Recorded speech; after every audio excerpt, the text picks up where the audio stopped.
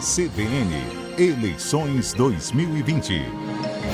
4h33, estamos de volta no nosso último bloco aqui do CBN Cascavel, segunda edição desta quinta-feira, dia 8 de outubro.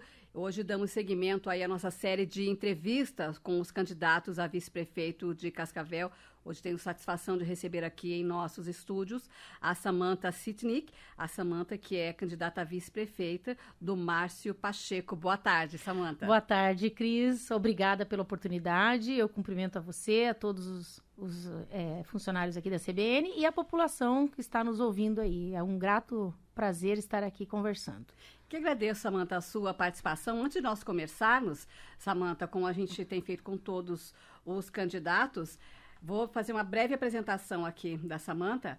A Samantha, o nome completo, Samantha Esther Sitnik, tem 50 anos. Samantha é natural de São Paulo, é corretora de imóveis, é formada em administração na Universidade Federal do Paraná. A Samantha frequentou a Escola Técnica Vicentina de Enfermagem Catarina Labouré e ela mora em Cascavel desde 2004. Samantha é fundadora do Centro de Apoio e Defesa dos Direitos dos Autistas de Cascavel e da Associação das Mães de Autistas de Cascavel, da qual ela é a atual presidente licenciada.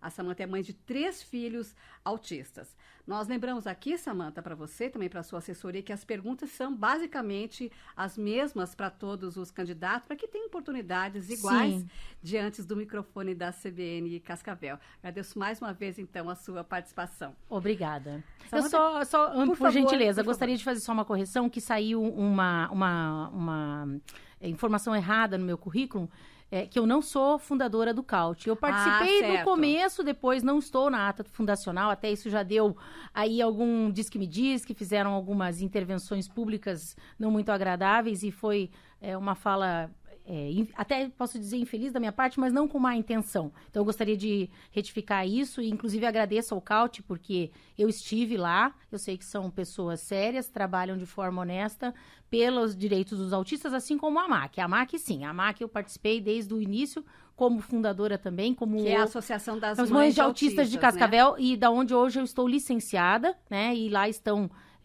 companheiras nossas, assim, mães também de autistas muito engajadas na causa. Então, feita a correção. Imagina, obrigada. Aqui, então, né, pelo currículo que nós tínhamos recebido aqui, então, a Samantha, ela não é fundadora, então, do Centro de Apoio de Defesa dos Direitos dos Autistas de Cascavel, que é a CAUT, ela apenas participa, né, participativamente. Então, como eu te disse, as perguntas basicamente as mesmas, Samantha, eu queria já perguntar para você, qual é na tua visão, qual é o papel do vice-prefeito? Então, o papel do vice-prefeito, na minha visão, eu acho que estar realmente lado a lado do prefeito, não simplesmente como figura ali, primeiro que obrigatória para ser apresentada uma candidatura, né? Então, se escolhe lá alguém, vamos dizer assim, que vai estar pro forma, e que depois, durante a gestão, também não tem uma atuação de relevância. Eu acho que o vice-prefeito ele tem que estar lado a lado, junto com o prefeito. Claro, o prefeito é o prefeito, ele é o chefe do executivo, né? É dele essa prerrogativa, mas nós vamos estar, a nossa pretensão, junto trabalhando, dividindo as tarefas, dividindo as responsabilidades, né? Para tentar fazer o melhor pelo município de Cascavel. Como é que surgiu a possibilidade da senhora colocar o seu nome à disposição para ser colocado, então, na condição de vice do Márcio Pacheco? Então, eu tive a grata satisfação de conhecer o Márcio há uns 4 anos atrás, né?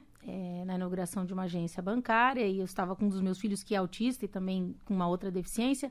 Ali nós conversamos, porque eu sempre, assim, eu tive vontade de entrar na vida pública, eu tive vontade de trabalhar pelas pessoas com deficiência, e ali eu já estava iniciando, a gente já estava iniciando a AMAC. Então, nós começamos a conversar e desenvolvemos alguns projetos, né, juntos, ele, claro, enquanto deputado, que propôs e, inclusive, viraram leis, que são benéficas aos autistas e a outras pessoas com deficiência também. E a partir dessa convivência, para esses trabalhos focados na pessoa com deficiência, nós começamos a conversar muito sobre política, sobre outras questões, né? E aí eu encontrei ali um grupo bastante seleto de pessoas entendidas e preparadas, e eu me engajei mais, me interessei mais, e acabou acontecendo. Eu sei que o deputado tinha também alguns outros contatos, sempre como se fazem, né, entre os partidos, mas depois das conversas não houve ali nenhum consenso, porque as opiniões divergiram em alguns aspectos, e ele me chamou e tive a satisfação de aceitar o convite. A senhora nunca ocupou um cargo público, né, uma função na administração municipal.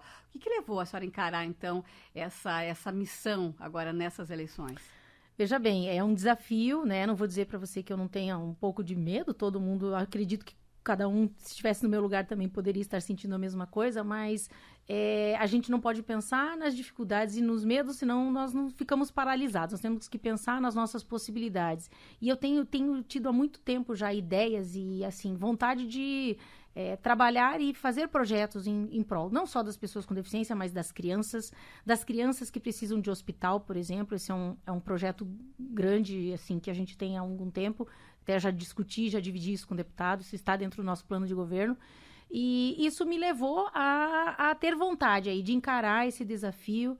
Estou, assim, bastante animada e que, se Deus permitir e for a vontade dos eleitores, nós estejamos ano que vem à frente da prefeitura. A gente vai tentar aí, na maioria tentar fazer da melhor forma possível e executar os melhores projetos para o nosso município. Candidata, dos candidatos que nós já recebemos, os convidados que nós já recebemos aqui até agora, né, contando com a senhora, nenhum dos candidatos a vice já havia ingressado na vida política, já tinha exercido cargo na administração.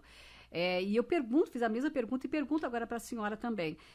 A senhora tem família, tem filhos, né, tem uma vida para se preocupar. Aí a imagem do político, ela anda arranhada ultimamente, nos últimos anos, né? Temos visto várias situações. A senhora que, como eu falei, tem uma vida, tem filhos, tem um casamento, tem marido para cuidar, filhos, não tem medo de atrelar a sua imagem à imagem geral do político? Não tem medo também de comprometer a sua imagem? Acredito que não. Assim, a gente tem que em tudo que você vai fazer na vida, você tem que ter muita sabedoria, né? E acho que se você tiver sabedoria, caráter firme, determinação, objetivos claros, né? Objetivos que sejam objetivos para o bem, não só o seu, mas o bem principalmente dos outros, porque isso acaba voltando para você. Eu acredito que essa possibilidade, vamos dizer assim, de termos a vida arranhada ou prejudicada, ela vai ser praticamente inexistente, né? Então, assim, ninguém é perfeito, né? Então, eu mesmo, não tendo a prática da vida pública, eu tenho as minhas preocupações, mas eu vou procurar fazer o melhor. E aí, infelizmente, a gente sabe que o nosso país, não só o país, o mundo inteiro, há bons e maus políticos, assim como há boas e más pessoas. Então, o que a gente precisa é de uma equipe bem comprometida, e isso a gente tem certeza que nós estamos numa equipe equilibrada, centrada, com ótimos objetivos, assim, um plano de governo escrito com muito cuidado, muito carinho, e trabalhar com a força do trabalho, né, com a união e com a boa vontade. Eu acredito que nós iremos ter aí sucesso nas nossas empreitadas.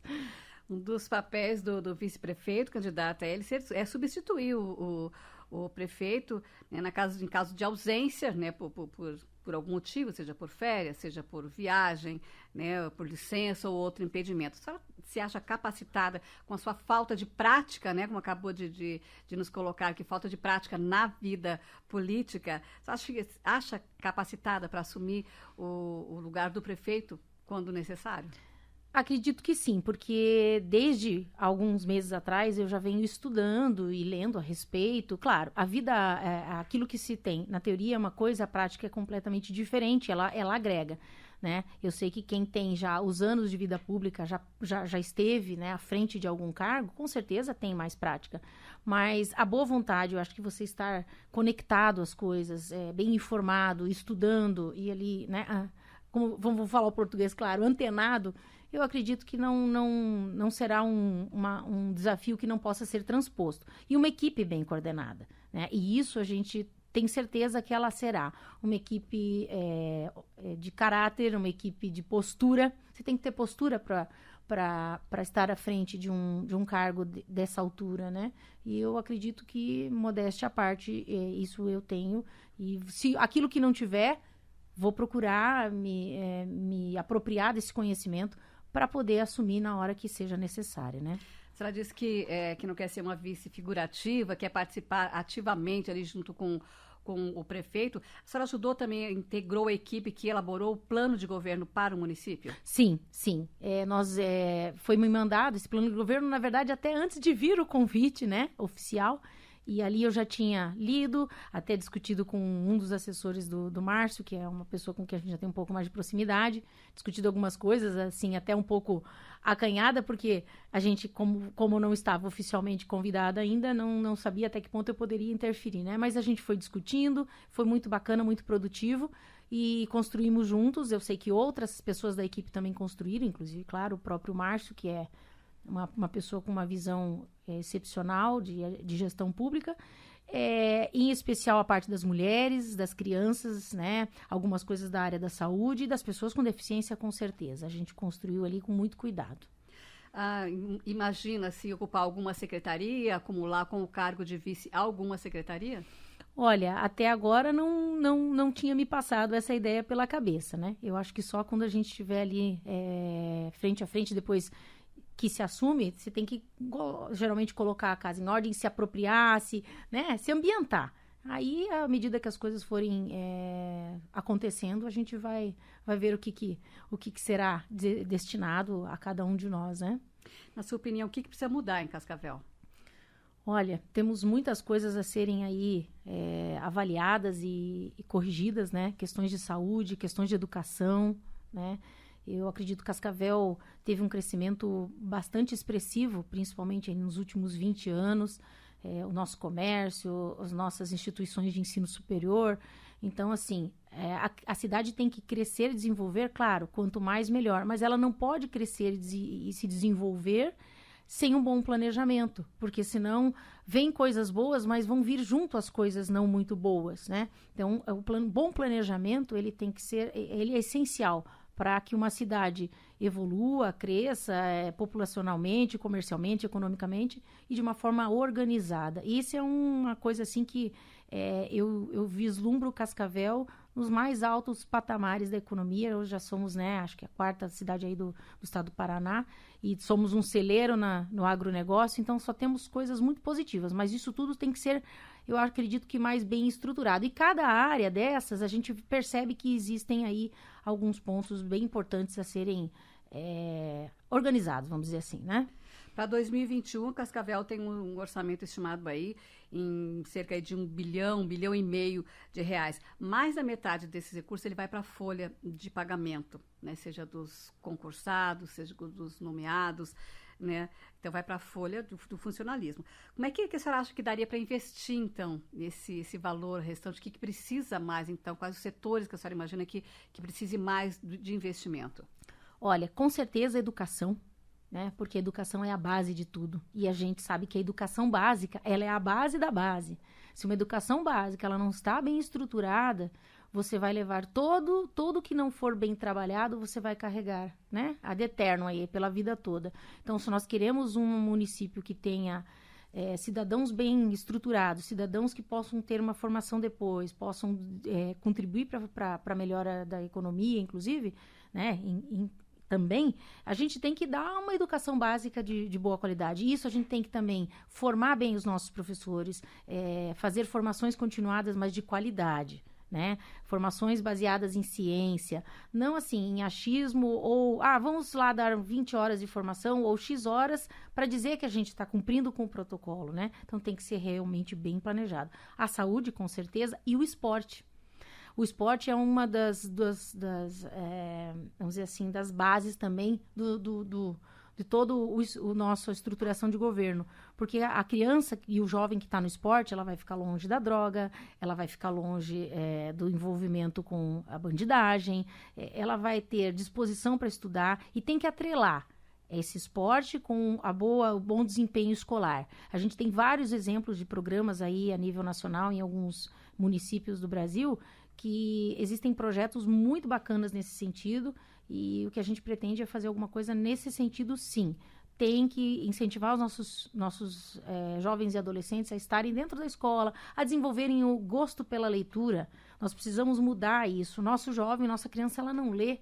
Como é que a gente vai querer ter cidadãos conscientes e que tenham uma formação, formadores de opinião, se eles não leem? Como é que eles vão poder discutir qualquer assunto, pelo mais básico que seja, se não forem bem informados?